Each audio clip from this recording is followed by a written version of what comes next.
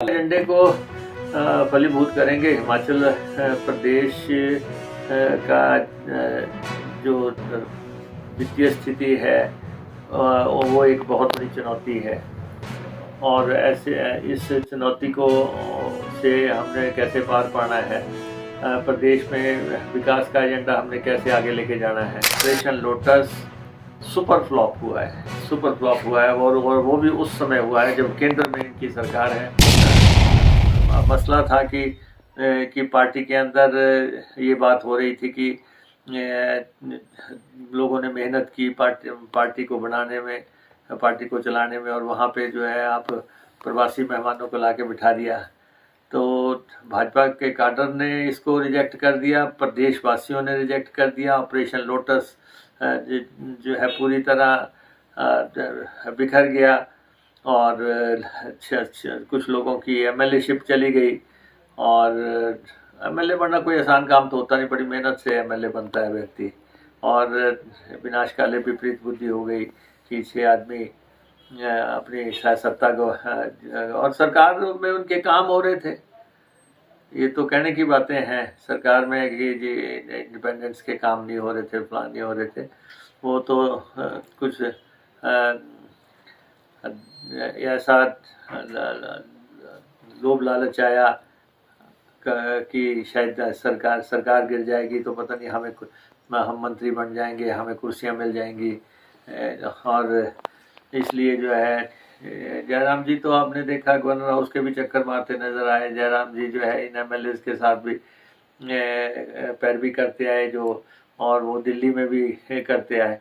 लेकिन कुल मिला के कांग्रेस ने अपने जो उसको साख को जो है मेंटेन करना था उसको मेंटेन कर लिया। और 40 थे, 40 हैं, 40 रहेंगे। और मुझे लगता है कि अब जो बात आप कर रहे हैं कि सीपीएस की बात कर रहे हैं या कोई और बात कर रहे हैं, भाजपा को ये चीज़ें छोड़ देनी चाहिए। ये तरीका सही नहीं है, ये तरीका सही नहीं है। और ये हमेशा से लिटिगेशन में पड़े रहते हैं। हम तो कहते हैं पॉलिटिकल पोस्टें हैं। जब आपकी सरकार थी तो आप थे, हमारी सरकार है तो हमारे लोग हैं।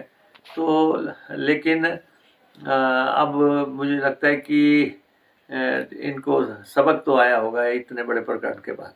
और सर अब क्योंकि सरकार स्थिर हो चुकी है तो अब क्या एजेंडे को फलीभूत करेंगे। हिमाचल प्रदेश का जो वित्तीय स्थिति है वो एक बहुत बड़ी चुनौती है और ऐसे इस चुनौती को से हमने कैसे पार पाना है, प्रदेश में विकास का एजेंडा हमने कैसे आगे लेके जाना है, रोजगार के मौके कैसे पैदा करने हैं, तो हम अपने एजेंडे पे लगेंगे। और मुझे लगता है कि इसके बाद भाजपा आत्ममंथन करेगी और पार्टी के भीतर भी इनके ये बात होगी कि हमें विपक्ष की भूमिका निभानी चाहिए और हमें अननेसेसरली जो है सत्ता हथियाने का प्रयास नहीं करना चाहिए।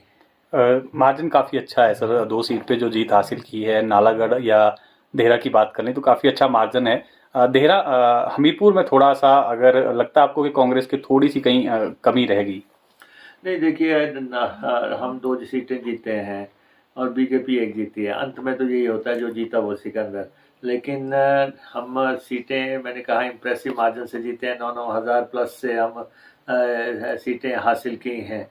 और उसके बाद हमीरपुर सीट बहुत नैरो गई है और हमीरपुर सीट भी हम हासिल कर सकते थे। लेकिन अब इस पोस्टमार्टम के में जाने की मैं जरूरत नहीं समझता। मैं समझता हूँ कि जो फैसला जनता ने दे दिया है और वो आ गया है। हम 40 के आंकड़े पे पहुँच गए। हमने शुरू से कहा था कि हम 40 थे, हमें किसी भी हालत में 40 पे पहुँचना है और हम 40 पे पहुँच गए। और वो आका हमने वो जो लक्ष्य था वो हमने अचीव कर लिया। और भाजपा को ये जवाब तो देना पड़ेगा प्रदेश की जनता को। वैसे भी वोटों से तो जवाब मिल ही गया है, लेकिन भाजपा को जवाब तो देना पड़ेगा कि आखिर उन्होंने सरकार गिराने की साजिश क्यों रची, ये तोड़ फोड़ क्यों की, ये इतना 4 महीने की राजनीतिक अस्थिरता आप लोगों ने क्यों पैदा की, और क्यों आप सरकार को हटा के जल्दबाजी में काबिज होना चाहते थे।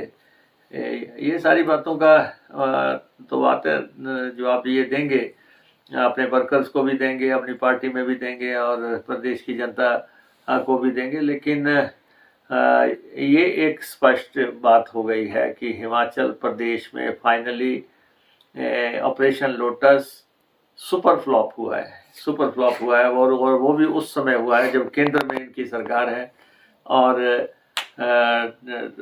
उनका पूरा सहयोग आशीर्वाद हासिल करके इन्होंने पूरे तामझाम और पूरे दबाव और हर तरह की साजिश षड्यंत्र के बाद भी ये सत्ता हथिया नहीं सके।